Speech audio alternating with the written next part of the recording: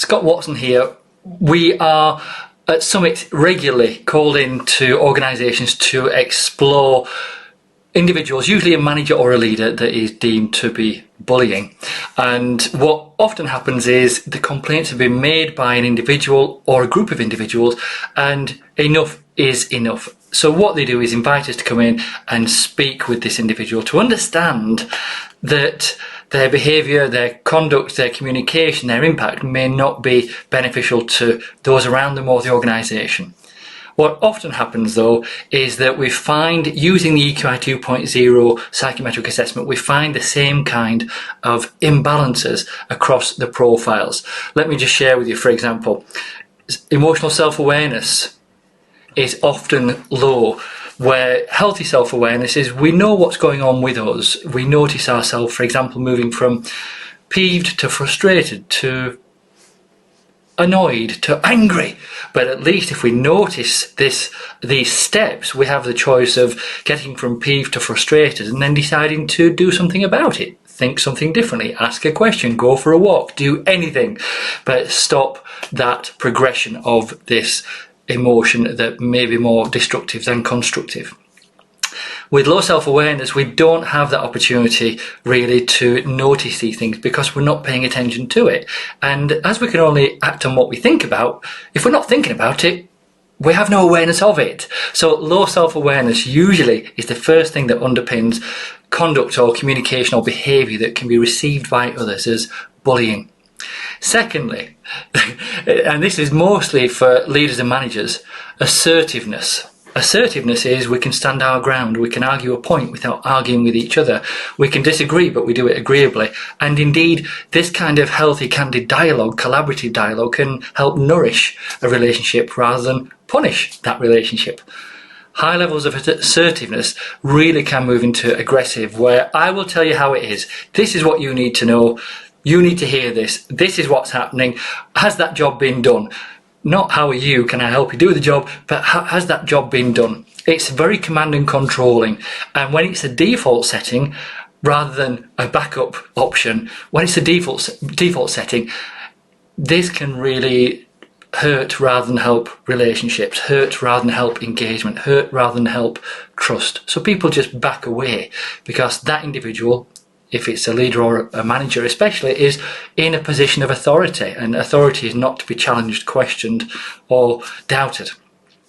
So low self-awareness, high level of assertiveness. What we also find is low range empathy. Empathy is our ability and also willingness to step out of our own world as we see it, step into somebody else's and understand it as best we can, clarify our understanding, then step back out and make an appropriate communication, ask a question, take appropriate action or make a certain decision. Low range empathy can mean I'm so focused on the outcome, I don't care about your journey. I'm so focused on getting this done, you're just there. You should know what to do, get it done.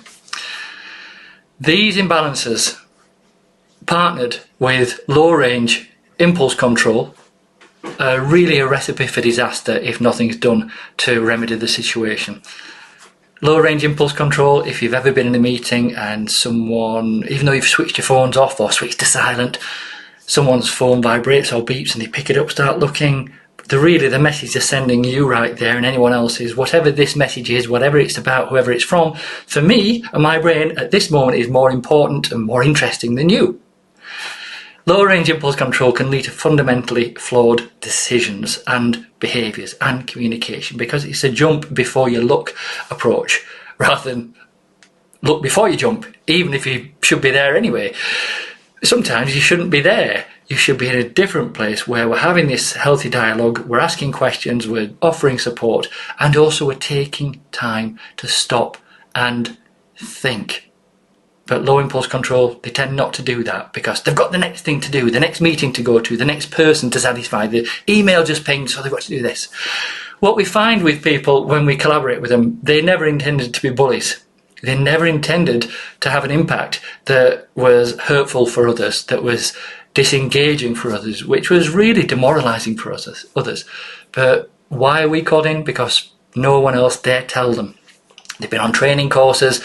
The learning didn't stick because it was a group and it was standard off the shelf rather than designed specifically to address the situation and replace an unwanted kind of behaviour or communication or thinking with something that doesn't take away their option to continue as they are, but gives them more options to choose from in how they manage themselves, their communication and others in future.